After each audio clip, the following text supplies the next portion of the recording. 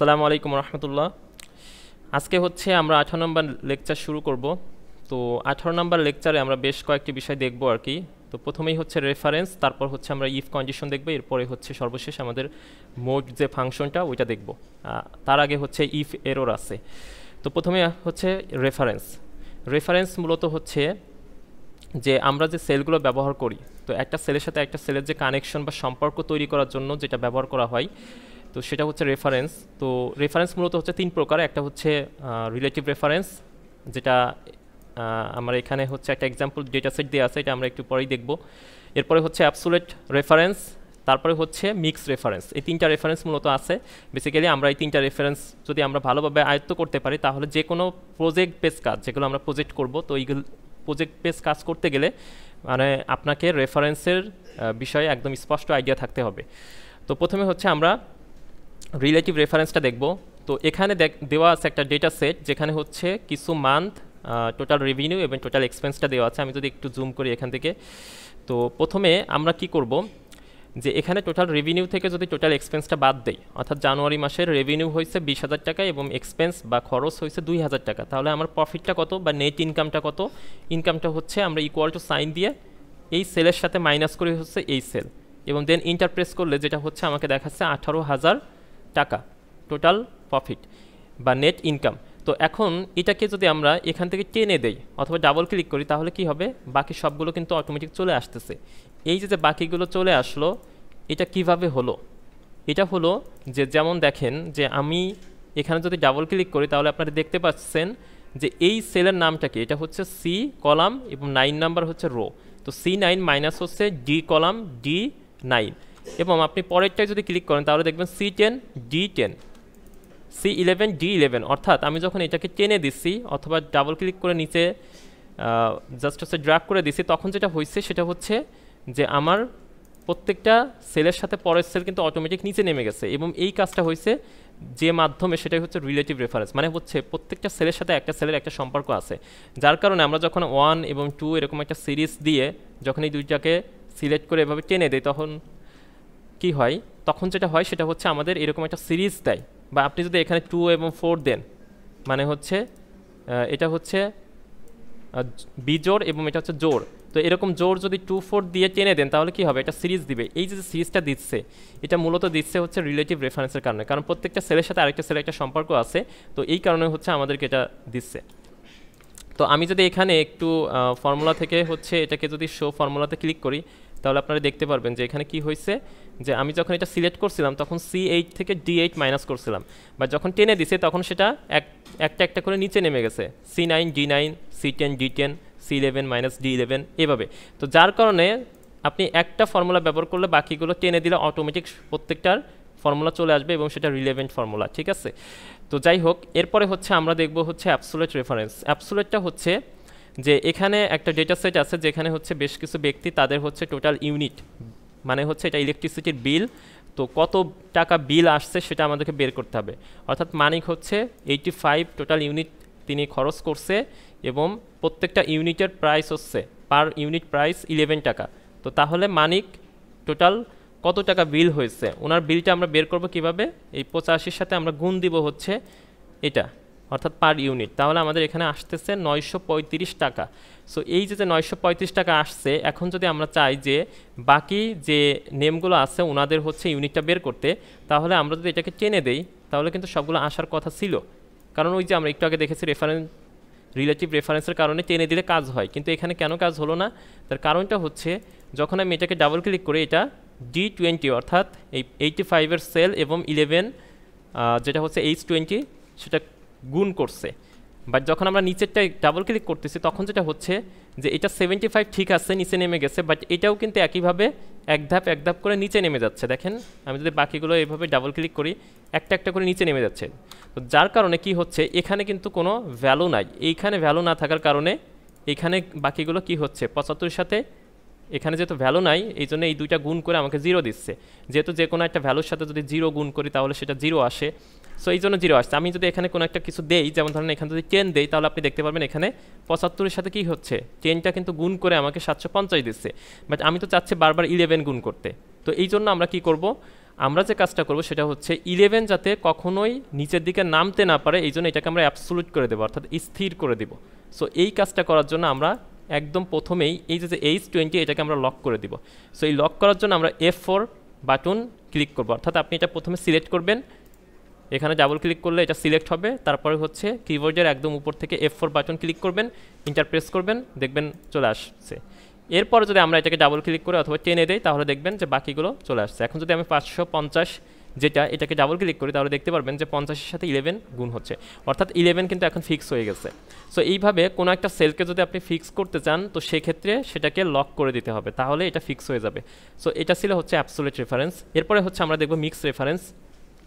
তো মিক্স রেফারেন্সটা কি?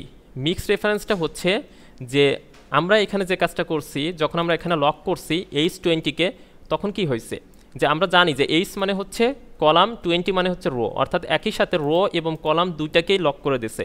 বাট আপনি কিন্তু আপনার প্রয়োজনে শুধুমাত্র কলাম অথবা শুধুমাত্র রোকে লক করতে পারেন। সো এই কাজটা আমরা করব হচ্ছে এখানে মিক্স রেফারেন্সে। যেমন ধরেন যে আমি এখানে যেটা চাচ্ছি সেটা হচ্ছে যে এই 10-এর সাথে 1-এর গুণ হবে, 10-এর সাথে 2-র গুণ হয়ে এখানে আসবে, 10-এর সাথে 3 গুণ করে এখানে আসবে। সো এটা করার জন্য আমি যদি এখানে ইকুয়াল টু দিয়ে এই 10-এর সাথে গুণ দেই হচ্ছে 1, তাহলে যেটা হবে আমাকে এখানে 10 দিচ্ছে। এখন যদি আমি এটাকে নিচের দিকে টেনে দেই তাহলে যেটা হবে দেখেন এখানে কিন্তু প্রপারলি কিন্তু আসে নাই।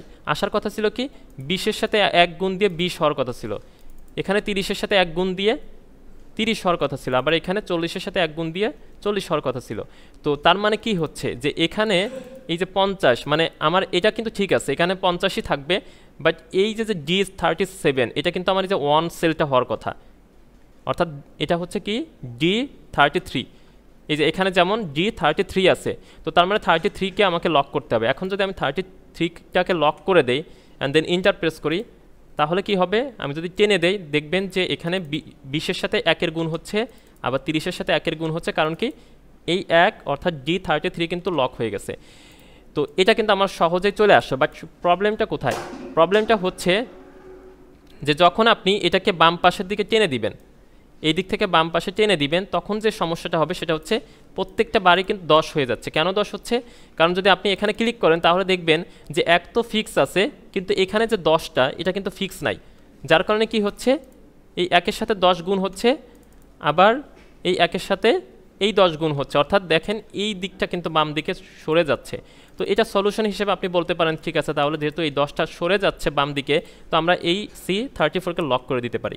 কিন্তু এখানে লক করলে যে সমস্যাটা হবে, যেহেতু আমার দুইটাই লক, তো কি হবে প্রত্যেকটাই কিন্তু 10-10ই থাকবে এবং আপনি নিচের দিকে টানলেও কিন্তু 10-10ই হবে, মানে হচ্ছে প্রত্যেকটা বার 10-এর সাথে একই কিন্তু গুণ করতেছে। সো এই জন্য আমরা যে কাজটা করব এটা সলিউশন হিসেবে যে আমরা শুধুমাত্র রো কলামকে লক করতে পারবো, ঠিক আছে।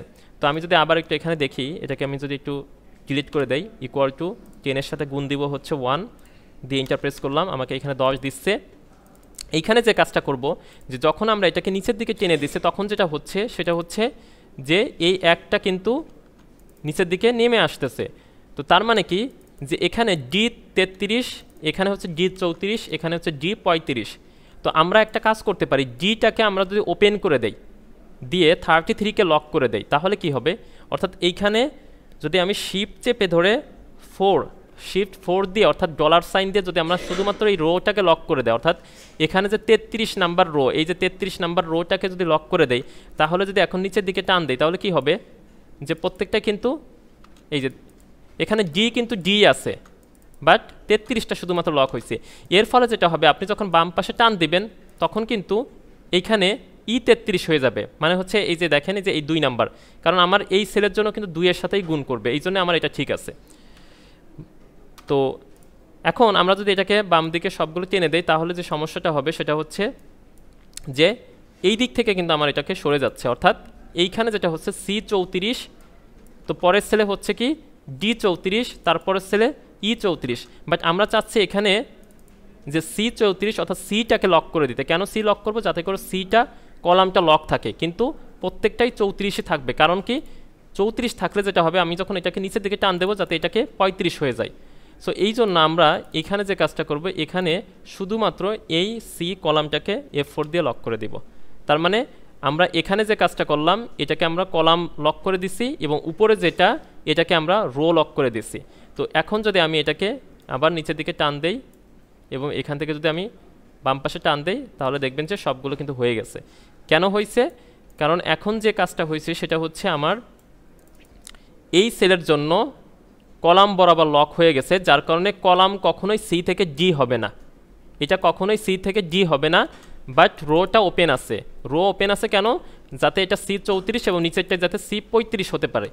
আর একইভাবে উপরে আমার যেটা সেটা হচ্ছে আমরা কলামটাকে ওপেন করে রাখছি যাতে করে এখানে যেমন D33 আছে এটা যাতে E33 হতে পারে, এই জন্য আমরা কলামটাকে উন্মুক্ত করে দিছি, বাট 33টাকে লক করে দিছি কেন? যাতে করে আমি যখন নিচে যাব তখন যেন এটা 33এই থাকে। সো এই জন্য আমরা এই কাজটা করছি। সো আশা করি বুঝতে পারছেন, এই ছিল হচ্ছে আমাদের মোটামুটি মিক্স রেফারেন্স। তো মিক্স রেফারেন্সটা যদি একটু জটিল, এটা না বুঝলে আরেকবার এই অংশটা বারবার দেখবেন, যেহেতু এটা ভিডিও থাকতেছে তো আপনাদের সুবিধার্থে এটা বারবার দেখতে পারেন। আচ্ছা, এরপরে হচ্ছে আমরা দেখব হচ্ছে কন্ডিশন, ইফ কন্ডিশন। কন্ডিশন হচ্ছে এক্সেলের সবথেকে গুরুত্বপূর্ণ একটা পার্ট। মানে আপনি যখন কোনো অ্যাডভান্স কাজ করবেন, সো অ্যাডভান্স ক্যালকুলেশনের জন্য বা অ্যাডভান্স যে কোনো কাজের জন্য এক্সেল রিলেটেড আপনাকে অবশ্যই ইফের উপর মাস্টার হতে হবে, অর্থাৎ ইফ খুব ভালোভাবে বুঝতে হবে, তাহলে আপনি যে কোনো ধরনের বড় বড় প্রজেক্ট করতে পারেন, যেই প্রজেক্টটা আপনার কাজটাকে অনেক বেশি সহজ করে দিবে এবং এটার মাধ্যমে আপনার প্রজেক্টটা অটোমেশন হবে, মানে অটোমেটিক আপনি কাজ করতে পারবেন। সো ইফ বোঝার আগে আমাদেরকে প্রথমেই যেটা বুঝতে হবে সেটা হচ্ছে কিছু অপারেটর, সাম অপারেটর।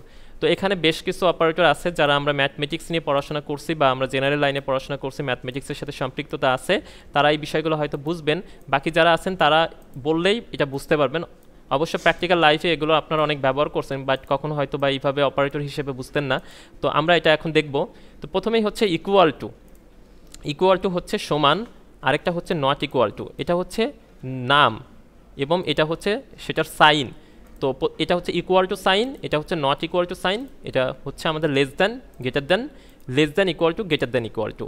অর্থাৎ কোনো একটা ভ্যালু সমান যদি হয়, কোনো একটা ভ্যালু সমান না হয়, কোনো একটা ভ্যালু থেকে যদি ছোটো হয়, কোনো একটা ভ্যালু থেকে যদি বেশি হয়, কোনো একটা ভ্যালু থেকে ছোটো অথবা যদি কম হয়, আর কোনো একটা ভ্যালু থেকে বেশি অথবা মানে সমান অথবা তার থেকে বেশি হয়। সো এটা আমরা প্র্যাকটিক্যাল এক্সাম্পল হিসেবে এখানে দেখব। তো প্রথমে হচ্ছে আমরা একদম ইফের জন্য বেসিক যে ফর্মুলাটা সেটা একটু দেখব। তো বেসিক ফর্মুলাটা হচ্ছে ইকুয়াল টু সাইন দিব, এরপরে লিখব হচ্ছে ইফ, দেন ট্যাপ প্রেস করব। ইফের তিনটা পার্ট আছে, এটা হচ্ছে আমাদের সিনট্যাক্স। এই যে নিচের অংশটা আপনি চাইলে এটাকে মুভ করে যে কোনো জায়গায় উপরে নিচে নিয়ে আসতে পারবেন, মানে আপনার সুবিধার্থে যে কোনো একটা পাশে রেখে দিতে পারেন। আচ্ছা, এরপরে এখানে আমাদের তিনটা পার্ট হচ্ছে, তিনটা আর্গুমেন্ট। সেটা হচ্ছে একটা হচ্ছে লজিক্যাল টেস্ট, আরেকটা হচ্ছে কমা দেওয়ার পরে আছে ভ্যালু ইফ ট্রু, এবং আরেকটা হচ্ছে ভ্যালু ইফ ফলস। তো আমি যদি একটা এক্সাম্পল দিয়ে আপনাদেরকে এটা বোঝাই, যে মনে করেন আমি আপনাকে বললাম যে আপনি মনে করেন একটা রুমের মধ্যে আছেন, তো আমি আপনাকে এটা শর্ত দিলাম যে যদি রুমটা খোলা থাকে তাহলে আপনি একটু বাইরে বের হবেন, বাইরে বের হয়ে একটা দোকান থেকে কলম কিনে নিয়ে আসবেন। তো এই যে আমি আপনাকে বললাম যে যদি গেটটা খোলা থাকে, রুমের গেটটা যদি খোলা থাকে, তো এটা হচ্ছে যুক্তি বা লজিক্যাল টেস্ট, ঠিক আছে? তো যদি খোলা থাকে এখন কি হবে, আপনি বাইরে থেকে কলমটা কিনে আনবেন, তো এটা হচ্ছে ভ্যালু ইফ ট্রু, মানে যেহেতু গেটটা খোলা পাইছেন তার মানে লজিকটা সত্য এবং আপনি দোকান থেকে একটা কলম নিয়ে আসলেন, এটা হচ্ছে ভ্যালু ইফ ট্রু। যদি গেটটা বন্ধ থাকে তাহলে আপনি কি করবেন, বসে থাকবেন। এই যে বসে থাকার যে বিষয়টা সেটা হচ্ছে ভ্যালু ইফ ফলস, অর্থাৎ আপনি কিছুই করবেন না, বসে থাকবেন। সো এটাই হচ্ছে ভ্যালু ইফ ফলস। সো আমরা এখন একটা প্র্যাকটিক্যাল এক্সাম্পল দেখব। তো ইফের জন্য আমরা ইফ দিয়ে ট্যাপ প্রেস করার পর আমাদের এরকম একটা মানে সিনট্যাক্স আসবে। প্রথমে আমরা লজিকটা দিব। লজিকটা কি, এই সেলের মধ্যে যে ভ্যালুটা আছে, এখানে যদিও দেখা যাচ্ছে 50, 50, বাট আমরা ধরে নেন আমরা জানি না এই সেলের মধ্যে কি আছে। এইটা সিলেক্ট করা মানে 50 সিলেক্ট করা না, এটা সিলেক্ট করা মানে রেফারেন্স সিলেক্ট করা, মানে E8। E8 হচ্ছে এই সেলটার নাম, প্রত্যেকটা সেলের কিন্তু একটা নাম থাকে। তো E8 হচ্ছে এই সেলের নাম। এইটা যদি ইকুয়াল টু কি হয়, 50 হয়। এখানে 50 আছে বলে আমি এখানে 50 দিছি, ব্যাপারটা এমন না। 50 হলে লজিকটা সত্য হবে, এই আর কি। আপনি যদি এখানে অন্য কোনো ভ্যালু দেন লজিক মিথ্যা হবে, এটাই হচ্ছে বিষয়। তো লজিকটা যদি এখানে যে ভ্যালুটা আছে এই ভ্যালুটা যদি ইকুয়াল টু 50-এর সমান হয় তাহলে কমা, এখন আমাদেরকে বলতেছে ভ্যালু ইফ ট্রু। একটু খেয়াল করে দেখবেন যে যখন আমি কমাটা ইউজ করি না তখন আমার এই লজিক্যাল টেস্টটা একটু ডিপ কালারে আছে, যখন আমি কমা দিছি তখন আমি দেখতে পাচ্ছি যে ভ্যালু ইফ ট্রুটা একটু ডিপ কালার হয়ে গেছে, মানে এখন আমি এই পজিশনে আছি। তো আপনারা যদি সিনট্যাক্সটা পড়ে ইনস্ট্রাকশনটা পড়ে সুন্দরভাবে সামনে আগান, তাহলে কোনো ভুল হবে না। ভুলটা আমাদের কোথায় হয়, আমরা হয়তো কমার জায়গা স্টপ দিয়ে দিছি, ফুল স্টপ, ঠিক আছে, অথবা মনে করেন যে আপনি অন্য কোনো একটা সাইন ব্যবহার করছেন, এই জন্য আমাদের ভুলটা হয়। সো এইগুলো কিন্তু একটু চেক করে দেখবেন যে ঠিকঠাক আছে কিনা। তো কমা দেওয়ার পরে value if true, value if কী চাচ্ছে, যে মনে করেন যে এটা যদি ইকুয়াল টু 50 হয় তাহলে পাস করবে, আদারওয়াইজ কী করবে, ফেল করবে। তো পাস হচ্ছে একটা টেক্স, আর আমরা কোনো ফর্মুলার মধ্যে যখন টেক্স লিখবো তখন ইনভার্টেড কমার মধ্যে লিখবো। তো এইখানে যদি লিখি পাস, তাহলে এই ইনভার্টেড কমা ক্লোজ করে দিলাম, এরপরে কমা ভ্যালু ইফ ফলস। যদি এই লজিকটা মিথ্যা হয় তাহলে কি হবে, ফেইল। তো FAIL এবং ব্র্যাকেটটা মানে ইনভার্টেড কমা ক্লোজ করে ব্র্যাকেট ক্লোজ করে দিলাম, দেন ইন্টার প্রেস করি, তাহলে এটা পাস দেখাচ্ছে। কেন পাস, কারণ হচ্ছে আমার এখানে 50 আছে, যদি আমি এটাকে 55 করে দেই তাহলে ফেইল। কারণ আমি বলছি কি যে এখানে আমার লজিকটা হচ্ছে যদি এই সেলটা ইকুয়াল টু 50 হয়, যেহেতু এটা 50 সমান না, এই জন্য আমাকে ফেইল দিছে ভ্যালু ইফ ফলস হিসেবে। তো আমি যদি এটাকে 50 করে দিই তাহলে দেখবেন এটা পাস করছে। আচ্ছা, তো এটা হচ্ছে যদি লজিকটা ইকুয়াল হয়। এখন যদি আমি বলি যে লেস দেন, ঠিক আছে, মানে নট ইকুয়াল, এই যে এটার মানে হচ্ছে নট ইকুয়াল 50, অর্থাৎ 50-এর ক্ষেত্রে ফেইল হবে, বাকি সমস্ত ক্ষেত্রে সে পাস করবে। আচ্ছা, এটাকে যদি আমি গ্রেটার দেন দেই বা লেস দেন দেই, লেস দেন 50, তার মানে কি 50-এর কম হলে পাস করবে, না হলে ফেইল। যেমন আমি যদি এখানে 49 দেই তাহলে কিন্তু পাস, কিন্তু যদি 50 দেই তাহলে ফেইল, কারণ আমি বলছি কি 50-এর কম হলে সেটা পাস করবে। তো যেহেতু এটা 50-এর সমান হয়েছে এই জন্য ফেইল করছে, কিন্তু 49 বা 48 দেই তাহলে এটা পাস করবে। আরেকটা হচ্ছে গ্রেটার দেন। আচ্ছা, এখন যদি আপনি চান যে আচ্ছা আমি এখানে 50 দিচ্ছি বাট এটা কিন্তু ফেল করতেছে, বাট আমি চাচ্ছি যে 50 এবং 50 থেকে ছোট হলে ফেল করবে, তাহলে কি হবে, জাস্ট এই লেস দেনের পরে একটা ইকুয়াল দিবেন, দিয়ে ইন্টার প্রেস করলে 50 হলেও ফেল, 50-এর কম হলেও ফেল, কিন্তু 50 থেকে বেশি হলে তখন পাস করবে। আর যদি গ্রেটার দেন ইউজ করেন, মানে হচ্ছে গ্রেটার দেন 50, তাহলে যেটা হবে 50 থেকে বেশি হলে পাস করবে, 50 থেকে কম হলে ফেল হবে। যেমন এখন যদি আমি 50 দিই তাহলে কিন্তু ফেল, কারণ বলছি কি গ্রেটার দেন 50, মানে হচ্ছে 50 থেকে বড় হলে পাস করবে। তো যেহেতু এটা 50 বড় না এই জন্য ফেল করছে। তো এখন যদি এরকম হয় যে না আপনি 50 সহ 50 থেকে বড় হলে পাস করবে, তাহলে কি করবেন, জাস্ট এই গ্রেটার দেনের পরে একটা ইকুয়াল টু ইউজ করে দিবেন, এখানে ইকুয়াল টু ইউজ করে ইন্টার দেবো, তাহলে পাস করবে। অর্থাৎ 50 এবং 50 থেকে বেশি হলে পাস করবে, আদারওয়াইজ ফেল। এই হচ্ছে মোটামুটি আমাদের সাম অপারেটরের যে ব্যবহার এবং বেসিক ফর্মুলার যে বিষয়টা। এখন হচ্ছে আমরা বেশ কিছু প্রবলেম সলভ করবো একটা একটা করে। তো প্রথমেই যে প্রবলেমটা দেওয়া আছে সেটা হচ্ছে if price is more than 500 then it is high otherwise low. অর্থাৎ যদি প্রাইস, মানে এখানে বেশ কিছু প্রাইস দেওয়া আছে, এই প্রাইসগুলো কি হয়, যদি মোর দ্যান মানে হচ্ছে বেশি হয় 500 থেকে যদি কোনো একটা প্রাইস বেশি হয় তাহলে এটা হাই হবে, অর্থাৎ প্রাইসটা হাই, আর যদি 500 থেকে কম হয় তাহলে লো। এখন দেখেন এখানে বিষয়টা হচ্ছে আপনি কিন্তু এটা ম্যানুয়ালি করতে পারেন, মানে হচ্ছে যেহেতু এটা 700 তার মানে 500 থেকে বেশি, তো সুতরাং আমি এখানে লিখে দিতে পারি HIGH অর্থাৎ হাই। এটা যেহেতু 500 থেকে কম তো আমি এটা লিখে দিতে পারি LOW লো। এখন দেখেন যে এইভাবে কিন্তু আপনি ম্যানুয়ালি করতে পারেন, বাট এটা কিন্তু অটোমেটিক হলো না। মানে আপনি যদি এখানে 700 জায়গায় 450 করে দেন তাহলে কিন্তু এটা লো হওয়ার কথা ছিল, যেহেতু আমার বলছে 500 থেকে কম হলে লো, কিন্তু এখানে 450 দিলে লো হচ্ছে না। কেন হচ্ছে না, কারণ আমি এটা ম্যানুয়ালি দিছি।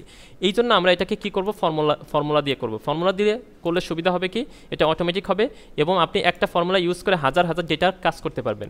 এখানে কয়েকটা ডেটা আপনি ইজিলি ম্যানুয়ালি লিখতে পারবেন, বাট হাজার হাজার ডেটা থাকলে কিন্তু করতে পারবেন না। সো এই জন্য আমরা এটাকে ফর্মুলার মাধ্যমে করব।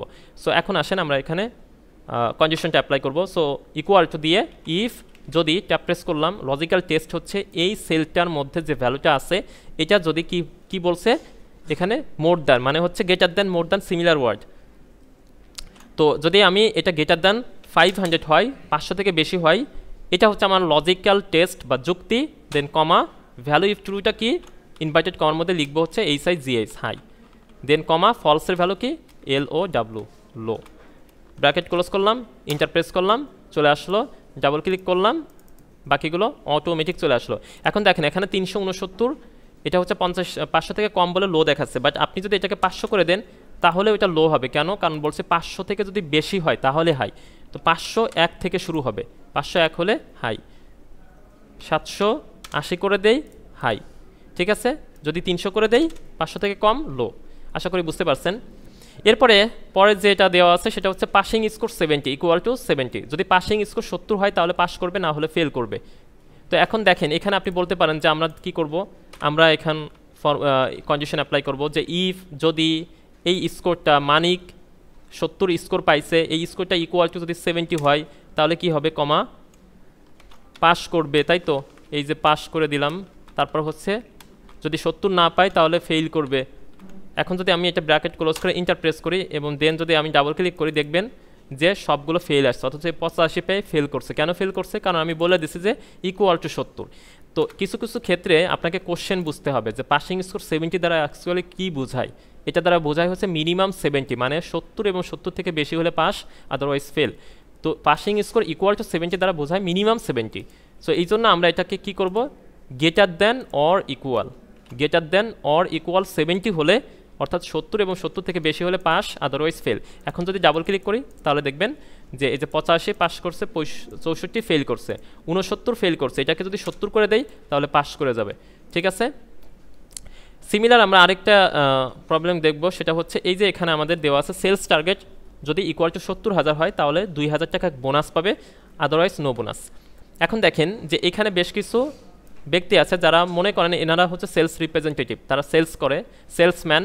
তো তাদেরকে বলা হয়েছে, মনে করেন যে সাপোজ আপনার একটা অনলাইন স্টোর আছে, মানিক নামে একজন ব্যক্তি আপনার প্রতিষ্ঠানে আসছে, তাকে আপনি বলে দিচ্ছেন যে তুমি যদি 70,000 টাকা মিনিমাম সেল করো তাহলে আমি তোমাকে 2,000 টাকা বোনাস দেবো, আর যদি তুমি এটার কম করো তাহলে বোনাসটা পাবা না। এখন কথা হচ্ছে এই 70,000 ইকুয়াল মানে হচ্ছে এটাও কিন্তু মিনিমাম 70,000, ঠিক আছে। তো এটা হচ্ছে মিনিমাম 70,000। এখন আমরা এটা করব, তার মানে এটাও গ্রেটার দ্যান ইকুয়াল টু 70,000 হবে। সো ইফ যদি এই সেলের মধ্যে যে ভ্যালুটা আছে এটা যদি গ্রেটার দ্যান ইকুয়াল টু 70,000 হয়, দেন কমা কি হবে, 2,000 টাকা বোনাস। এখন দেখেন 2,000 কিন্তু একটা নাম্বার, আর আমরা কিন্তু নাম্বারগুলো সরাসরি কোটেশন ছাড়াই কিন্তু দিতে পারি। কোটেশন দিলেও নাম্বার কাজ করবে, তবে সেটা টেক্সট ফরম্যাটে কাজ করবে, বাট আমরা নাম্বারের ক্ষেত্রে কোটেশন ছাড়াই আমরা সরাসরি 2,000 লিখে দেবো। এই যে 2,000টা দিলাম, এটা হচ্ছে আমার ভ্যালু ইফ ট্রু। দেখেন আমি যদি লজিক্যাল টেস্টের উপরে একটা ক্লিক করি তাহলে আপনি দেখতে পারবেন এই অংশটুকু কালার হয়ে আছে, তার মানে হচ্ছে লজিক্যাল টেস্ট এই অংশটা। আপনারা যেটা করতে পারেন সেটা হচ্ছে প্রবলেম ফাইন্ড আউট করতে পারেন যে আপনার ফর্মুলাটা আসলে সঠিক আছে কিনা। এটা চেক করার ওয়ে হচ্ছে এই আর্গুমেন্টের উপর ক্লিক করবেন, দেখবেন যে কতটুকু অংশ মার্ক করে আছে। দেখেন আপনি মনে করেন ফর এক্সাম্পল আমি এখানে কমার পরিবর্তে ডট ইউজ করলাম, ভুলে আমি ডট করে ফেলছি, দেন এইখানে গিয়ে কমা দিয়ে আমি কি করতেছি, ফলসের ভ্যালু মানে 2,000 টাকা আমি ট্রুর ভ্যালু দিছি, আর ফলসের ভ্যালু আমি 0 দিলাম। কিন্তু দেখেন এখন যদি আপনি একটু টেস্ট করেন, এটা যদি আমি ইন্টার দেই তাহলে কি করতেছে, কাজ করতেছে না, ফলস দেখাচ্ছে, তাই না। বাট আমি কিন্তু মনে হচ্ছে যে না আমি সঠিক লিখছি, এখানে যে ডট ইউজ করছে এটা কিন্তু আমার খেয়াল নাই। তা এটা আপনি টেস্ট করবেন কীভাবে যে এটা আসলে ফর্মুলাটার রংটা কোথায়, ভুলটা কোথায়। এটা টেস্ট করার ওয়েটা হচ্ছে ডাবল ক্লিক করবেন, প্রথমে লজিক্যাল টেস্টে ক্লিক করবেন, দেখেন সে 70,000.2 দেখাচ্ছে। তার মানে কি যে এখানে এই পুরো অংশটা সে লজিক্যাল টেস্ট ধরছে এবং এইটা হচ্ছে আমার ভ্যালু ইফ ট্রু দিচ্ছে, আর ভ্যালু ইফ ফলসের কোনো ভ্যালু আমার এখানে ডিফাইন করা হয় নাই। কেন হয় নাই, কারণ আমি তো এটাকেই আমি ট্রু হিসেবে ধরছিলাম, বাট এটাকে তো লজিক্যাল টেস্টের মধ্যে নিয়ে চলে গেছে। এই জন্য আমরা এখানে কি করব, তার মানে বুঝলাম এখানে ভুলটা হয়েছে, মানে ডট হয়েছে, এটাকে আমরা কমা ইউজ করে দেবো। এখন যদি আপনি লজিক্যাল টেস্টে ক্লিক করেন, এটা হচ্ছে লজিক্যাল টেস্ট, এটা ভ্যালু ইফ ট্রু, এটা হচ্ছে ভ্যালু ইফ ফলস। এইটা এইভাবে আপনারা টেস্ট করতে পারেন। এখন ডাবল ক্লিক করি, আচ্ছা এখানে আমার দুই দিয়ে ফেলছে, এটাকে হচ্ছে 2,000 হবে, আমি এটাকে 2,000 করে দেই, ইন্টার দেই।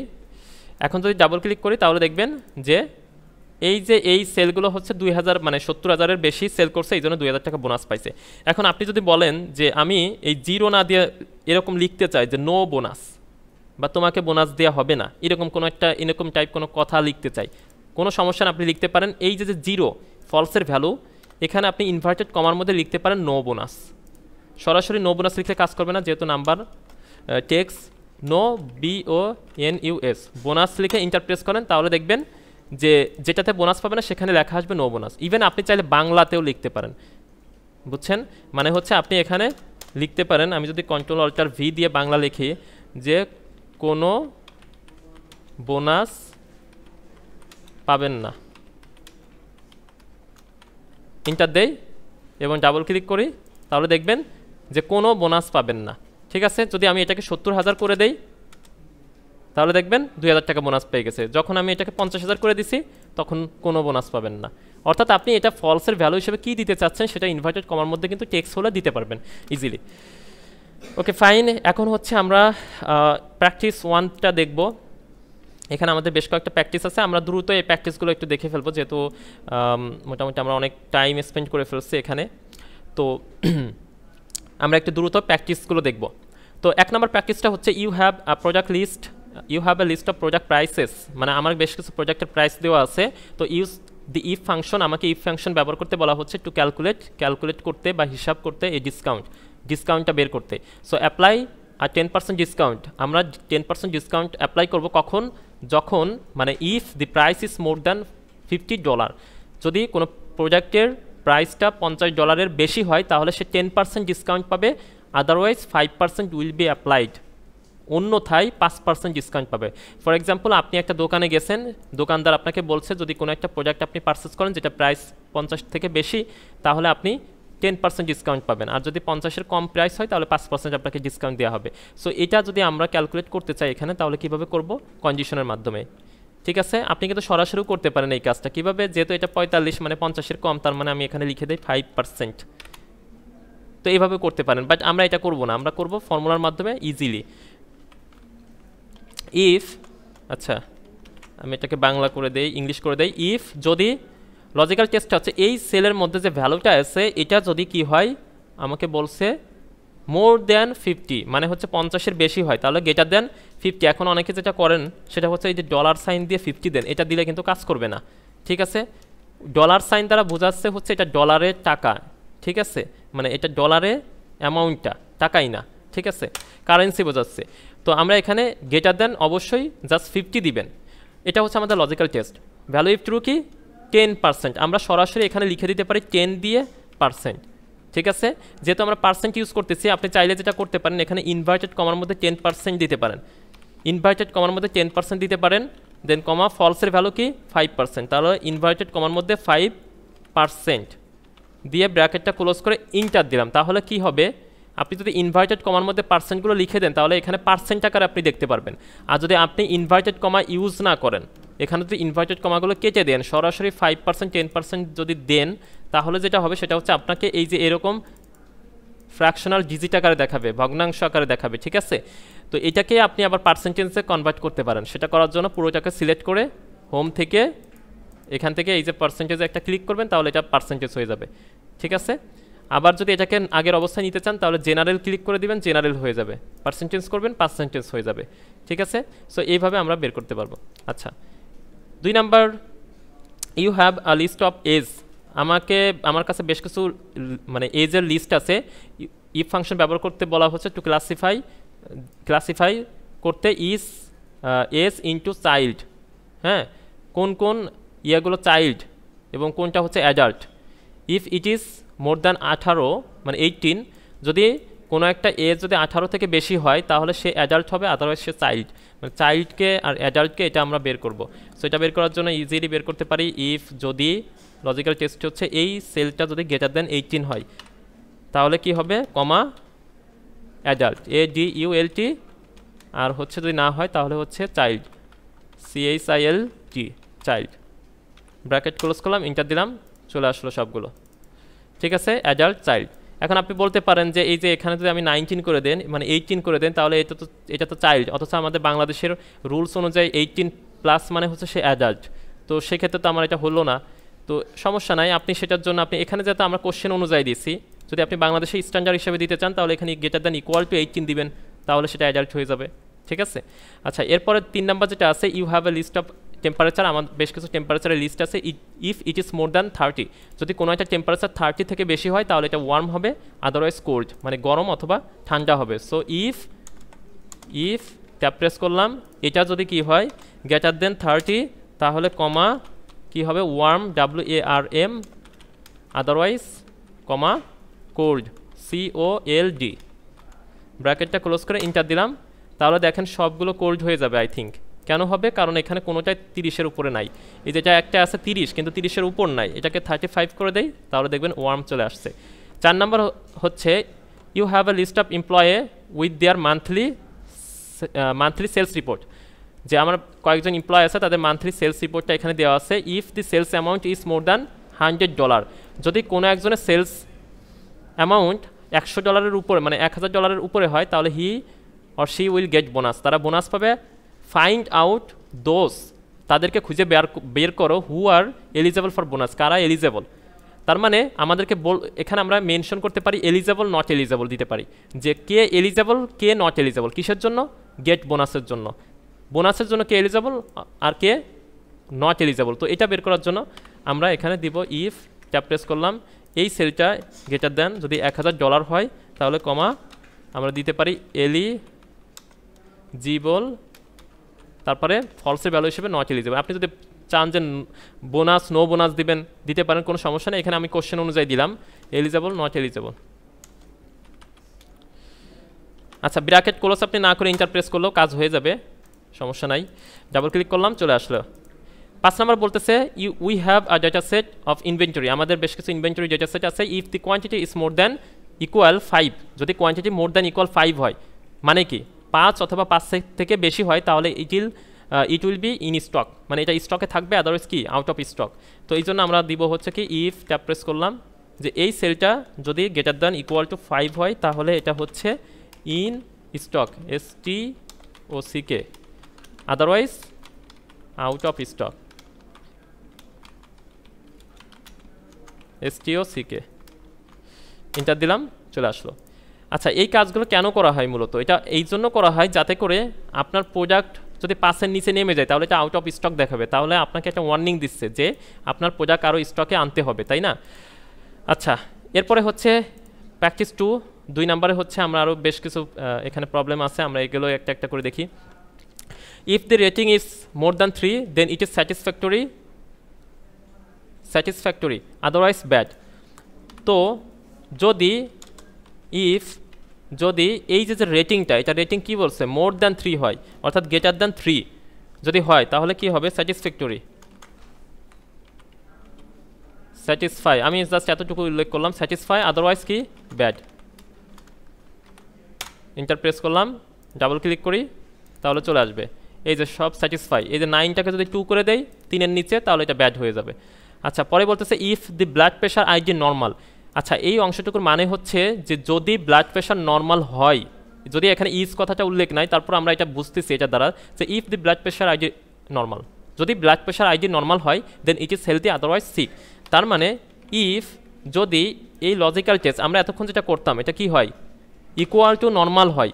আমরা এতক্ষণ যেটা করছি সেটা হচ্ছে যে অপারেটরগুলো ইউজ করছে পাশে আমরা নাম্বার ব্যবহার করছি, মানে কারণ আমার এখানে ভ্যালু ছিল নাম্বার, তাই না, বাট এখানে কিন্তু এখন টেক্সট চলে আসছে, এই জন্য আমরা এখানে কন্ডিশনের মধ্যে টেক্সট দিব যে যদি নর্মাল হয়। আর এখানে কিন্তু কেস সেন্সিটিভ না, অর্থাৎ আপনি চাইলে কি করতে পারেন, মানে বড় হাতে ছোটো হাতে লিখতে পারেন, বাট অবশ্যই আপনাকে সিমিলার ক্যারেক্টার ইউজ করতে হবে, আদারওয়াইজ কিন্তু এটা কাজ করবে না। যদি নর্মাল হয় তাহলে হচ্ছে হেলদি, HELTHY, দেন হচ্ছে কমা সিক, SICK, এন্টার দেই, চলে আসলো। আচ্ছা, এরপরে হচ্ছে if the performance rating is more than 3, 8 নম্বর বলতেছে ইফ দি পারফরমেন্স রেটিং, আমার এখানে বেশ কিছু এমপ্লয়ি আছে তাদের হচ্ছে পারফরমেন্সের রেটিং দেওয়া আছে, যদি মোর দ্যান 3 হয় তাহলে এলিজেবল ফর প্রমোশন, তারা প্রমোশনের জন্য এলিজেবল হবে, আদারওয়াইজ নট এলিজেবল। তার মানে আমরা এখানে এলিজেবল নট এলিজেবলটা ব্যবহার করতে পারি। সো ইফ যদি এখানে যে ভ্যালুটা আছে এটা যদি কি হয়, মোর দ্যান 3 হয়, তাহলে আমাদের ভ্যালু ইফ ট্রু দিব কি এলিজেবল, আর যদি না হয় তাহলে নট এলিজেবল।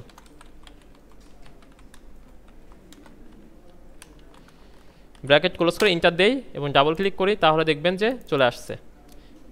তাহলে এটাকে যদি আমি 5 করে দেই তাহলে এটা এলিজেবল, যদি এটাকে আমি 1 করে দেই তাহলে এটা নট এলিজেবল। 9 নম্বর বলতেছে if a student completed more than 90 credit, যদি কোনো একটা স্টুডেন্ট, এখানে বেশ কয়েকজন স্টুডেন্ট আছে, তাদের যদি ক্রেডিটটা যদি 90 বেশি হয় তাহলে he or she is graduated otherwise not graduated. ঠিক আছে, সো এটা করার জন্য আমরা ইফ কন্ডিশন ব্যবহার করতে পারি। ইফ লজিক্যাল টেস্টটা হচ্ছে এই সেলটার মধ্যে যে ভ্যালুটা আছে এটা যদি গ্রেটার দেন 90 ক্রেডিট হয় দেন কমা হচ্ছে গ্রাজুয়েটেড,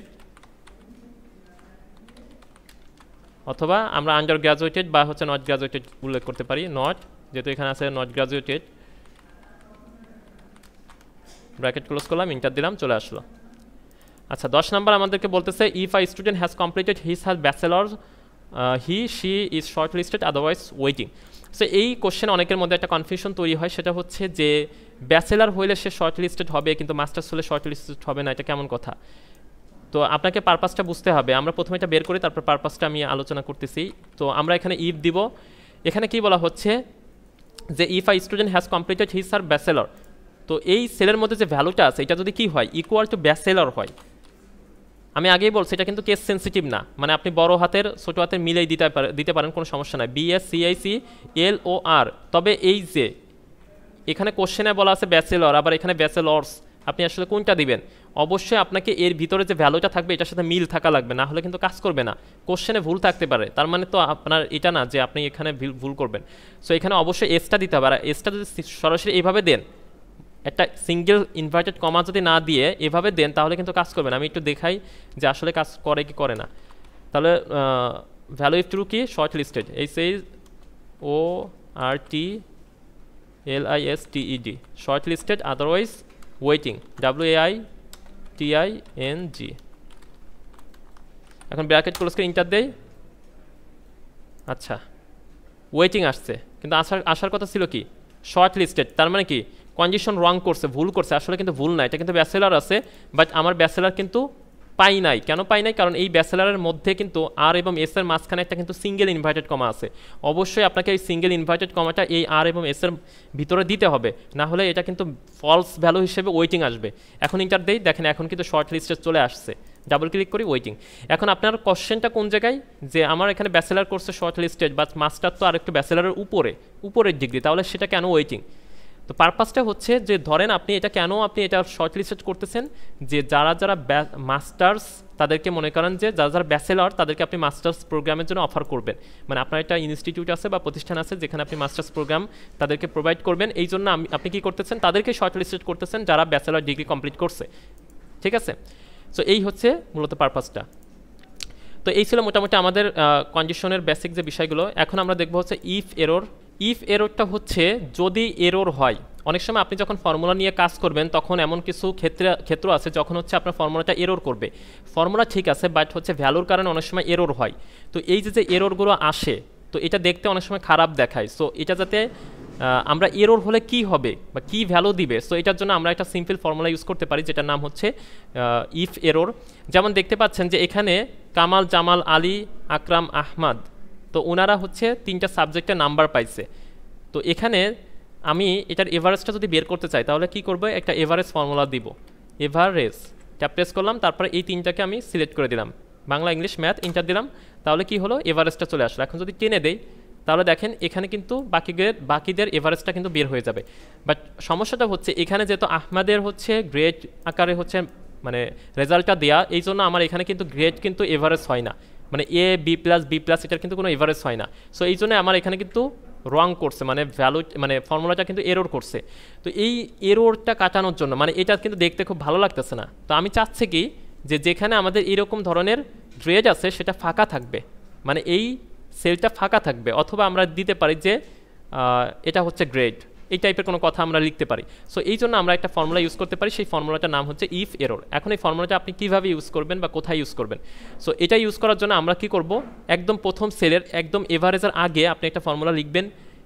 আপনি একটা কাজ করতে পারেন, এই অংশটাকে আপনি কাট করতে পারেন, এটা হচ্ছে আমার ভ্যালু, এই অংশটা আমরা কাট করে রাখলাম কারণ একটু পরে আমরা এটা পেস্ট করব। তো আমরা এখানে একটা ফর্মুলা লিখতে পারি, সেটা হচ্ছে ইফ এরর। এখানে আমাদের দুইটা আর্গুমেন্ট আছে, একটা হচ্ছে ভ্যালু আর একটা হচ্ছে ভ্যালু ইফ ট্রু। ভ্যালুটা হচ্ছে এই যে কিছুক্ষণ আগে যে অংশটা আমরা কাট করছি ওইটা হচ্ছে আমাদের ভ্যালু, তো ভ্যালুটা আমরা পেস্ট করে দিলাম, দেন কমা।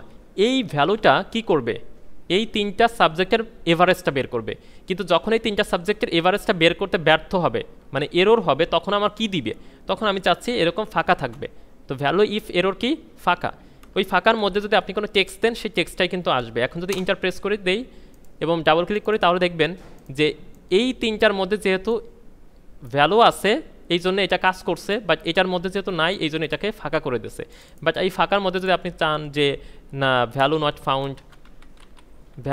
ফাউন্ড এই ধরনের কথা উল্লেখ করতে, তাহলে সেটাও আপনি উল্লেখ করতে পারেন। তাহলে যেটা হবে, যেখানে আপনার কাজ করবে না সেখানে ভ্যালু নট ফাউন্ড এটা চলে আসবে, ঠিক আছে। সো এই হচ্ছে মূলত ইফ এররের বিষয়টা। আচ্ছা, এরপরে হচ্ছে আমরা সর্বশেষ যেটা দেখব সেটা হচ্ছে মোড। মোডটা আসলে কি? মোডটা হচ্ছে মানে সংখ্যা না, এটা হচ্ছে আপনার পুরো ইয়েটা কাউন্ট করে যে আসলে কারা বেশি আছে। যেমন ধরেন এখানে দেখতে পাচ্ছেন একটা ডেটা সেট আছে যে যেখানে বলা হচ্ছে যে আমরা এটাকে একটু বাড়াই দিতে পারি। আচ্ছা, এখানে সিরিয়াল নাম্বার আছে 13 জন, 13 জনের জেন্ডার দেওয়া আছে মেল নাকি ফিমেল। তো এই মেল ফিমেল এখানে আসলে মেল বেশি নাকি ফিমেল বেশি, কোনটা বেশি? যদি আপনাকে বলা হয় যে কোনটা কত, সেটা হচ্ছে কোয়ান্টিটি, মানে মেল কতজন আছে ফিমেল কতজন আছে, এটা হচ্ছে কোয়ান্টিটি।